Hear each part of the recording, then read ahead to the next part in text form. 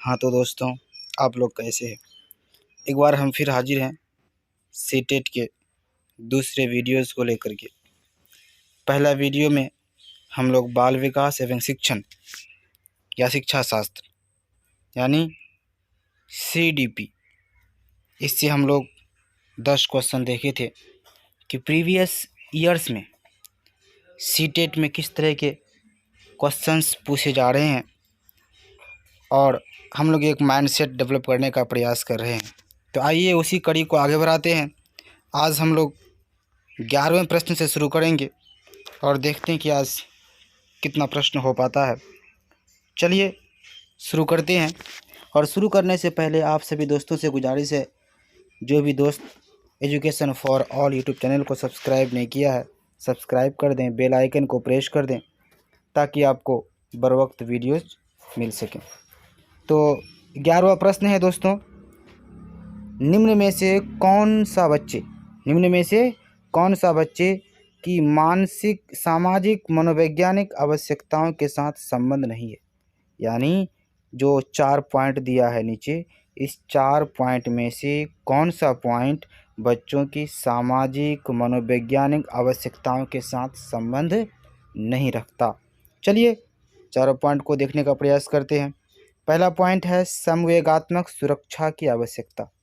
संवेगात्मक सुरक्षा की आवश्यकता। दूसरा ऑप्शन है शरीर में अपशिष्ट पदार्थों का नियमित रूप से बाहर निकलना। तीसरा ऑप्शन है संगति की आवश्यकता। चौथा ऑप्शन है सामाजिक अनुमोदन अथवा सराहना की आवश्यकता। इस चारों पॉइंट पे आप गौर से देखें तो जो बी नंबर का जो पॉइंट है, दूसरा जो ऑप्शन है, ये बच्चों के सामाजिक, मनोवैज्ञानिक आवश्यकताओं के साथ संबंध नहीं रखता, बल्कि ये शारीरिक आवश्यकताएं हैं। पढ़ के देखिए एक बार आप, शरीर में अपशिष्ट पदार्थों का नियमित रूप से बाहर निकलना, ये अपशिष्ट पदार्थों का शरीर से बाहर निकलना, ये सामाजिक, मनोवैज्ञानिक आवश्यकता नहीं बल्कि ये शारीरिक आवश्यकताएं हैं। चलिए इसके भी व्याख्या को देख लेते हैं। शरीर से अपशिष्ट पदार्थों को नियमित रूप से बाहर निकलना एक शारीरिक आवश्यकता है, ना कि सामाजिक, मनोवैज्ञानिक आवश्यकता है, जैसा कि आपको हम पहले बता चुके हैं। दूसरा 12वां प्रश्न है, वो कौन सा स्थान है। स्थान के बारे में पूछ रहा है कि वो कौन सा स्थान है जहां बच्चे के संज्ञानात्मक विकास को सबसे बेहतर तरीके से परिभाषित किया जा सकता है। अब संज्ञानात्मक विकास क्या है, तो ये ज्ञान से संबंधित विकास। संज्ञानात्मक विकास का मतलब है ज्ञान से संबंधित विकास। तो बच्चों के जो ज्ञान से संबंधित विकास है वह सबसे बेहतर तरीक़ा से कहाँ पर परिभाषित किया जा सकता है। तो ऑप्शन देखिए, पहला ऑप्शन है विद्यालय एवं कक्षा पर्यावरण, दूसरा ऑप्शन है सभागार, तीसरा ऑप्शन घर है और चौथा ऑप्शन है खेल का मैदान। तो आप भलीभांति बड़े आसानी के साथ इसका आप उत्तर दे देंगे कि बच्चों का जो संज्ञानात्मक विकास है ये सबसे बेहतर तरीक़ा से किस स्थान पे किया जा सकता है, तो ये विद्यालय एवं कक्षा पर्यावरण में किया जा सकता है।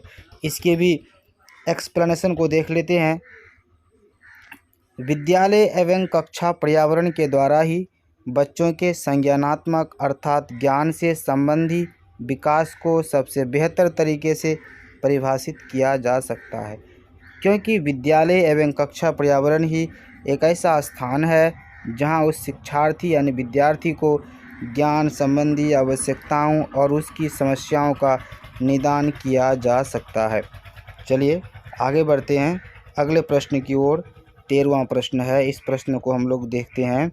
13वां प्रश्न है, पहले खाली जगह है, को एक अभिप्रेरित शिक्षण का संकेत माना जाता है।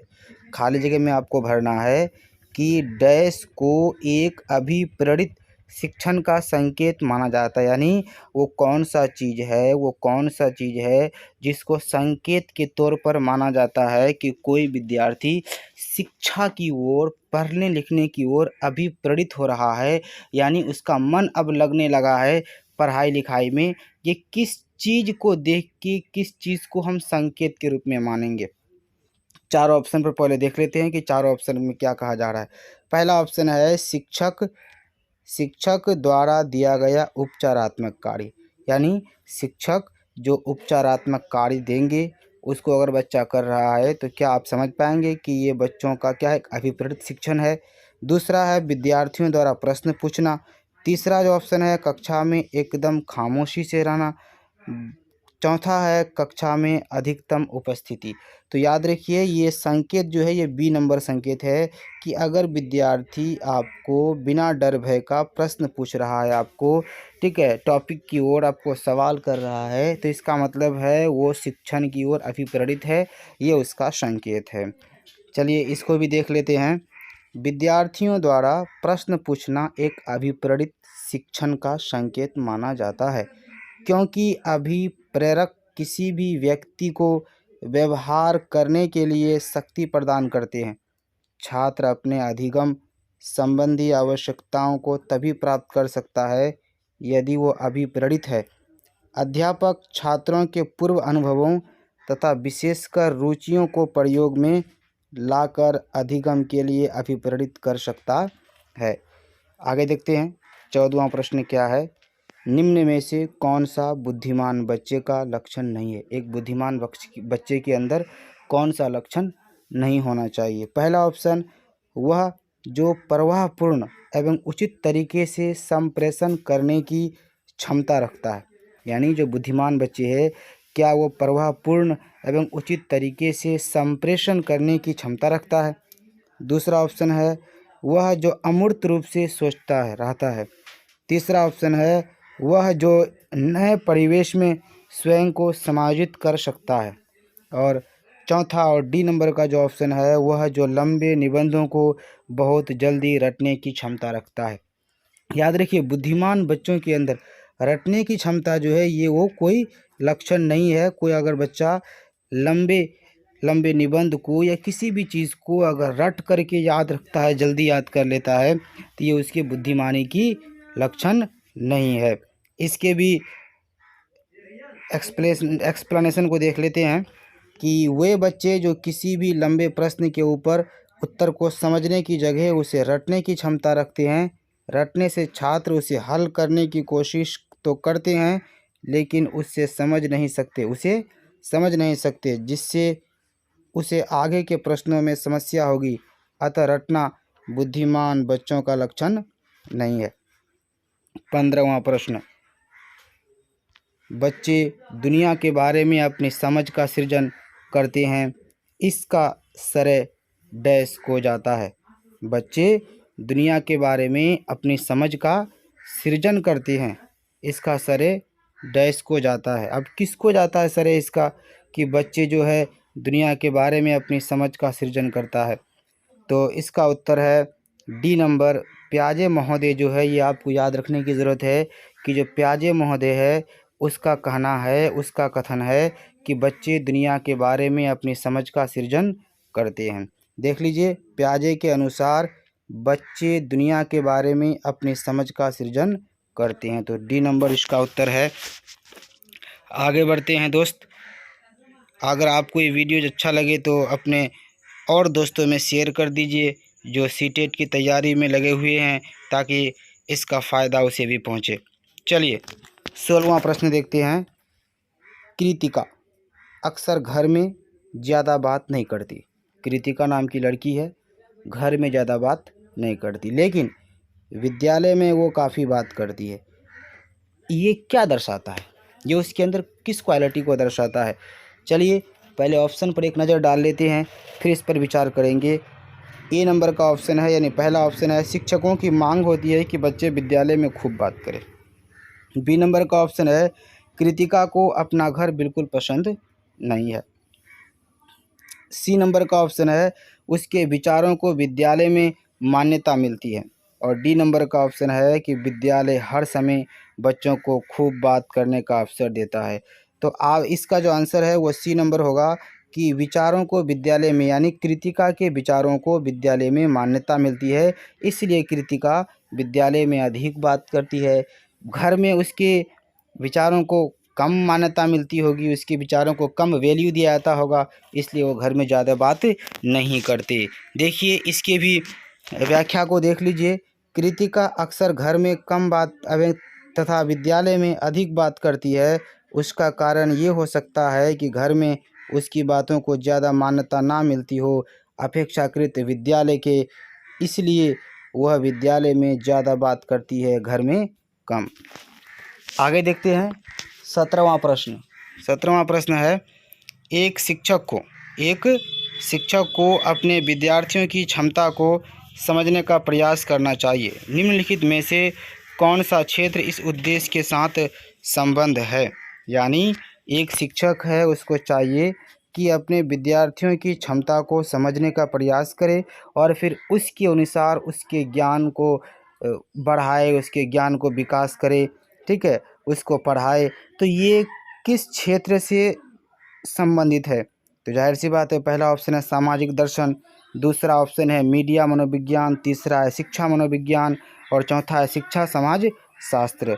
तो ये जो है, ये आपका जो 17वां नंबर है, इसका आंसर आपका हो जाएगा क्या?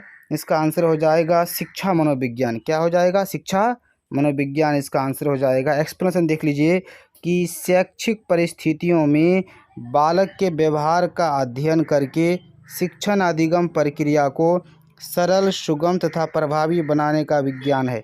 यानी जो शिक्षा मनोविज्ञान है, ये शैक्षिक परिस्थितियों में बालक के व्यवहार का अध्ययन करके शिक्षण अधिगम प्रक्रिया को सरल, सुगम तथा प्रभावी बनाने का विज्ञान है। इसमें शिक्षक अपने विद्यार्थियों की क्षमता को समझने का प्रयास करता है तथा उसी अनुरूप उसे सुधार करने का प्रयास करता है। अगला प्रश्न को देखते हैं, जो 18वां प्रश्न है, सीखने की प्रक्रिया में अभिप्रेरणा। सीखने की प्रक्रिया में अभिप्रेरणा, ये प्रश्न हुआ। ऑप्शन देखिए, पिछले सीखे हुए को नए अधिगम से अलग करती है। पिछले सीखे हुए को नए अधिगम से अलग करती है। बी नंबर ऑप्शन है, शिक्षार्थियों को एक दिशा में सोचने के योग्य बनाती है। सी नंबर है, शिक्षार्थियों में सीखने के प्रति रुचि का विकास करती है। और डी नंबर ऑप्शन है, शिक्षार्थियों की स्मरण शक्ति को पैना बनाती है। तो इसका सी नंबर ऑप्शन सही होगा कि शिक्षार्थियों में सीखने के प्रति रुचि का विकास करती है। देखिए इसको भी देख लेते हैं।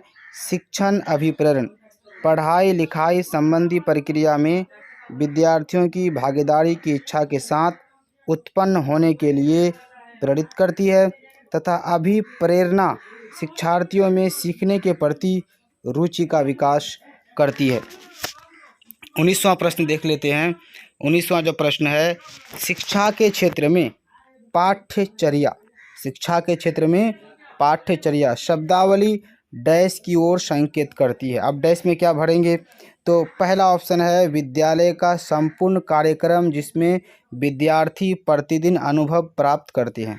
दूसरा है मूल्यांकन प्रक्रिया। तीसरा ऑप्शन है कक्षा में प्रयुक्त की जाने वाली पाठ्य सामग्री।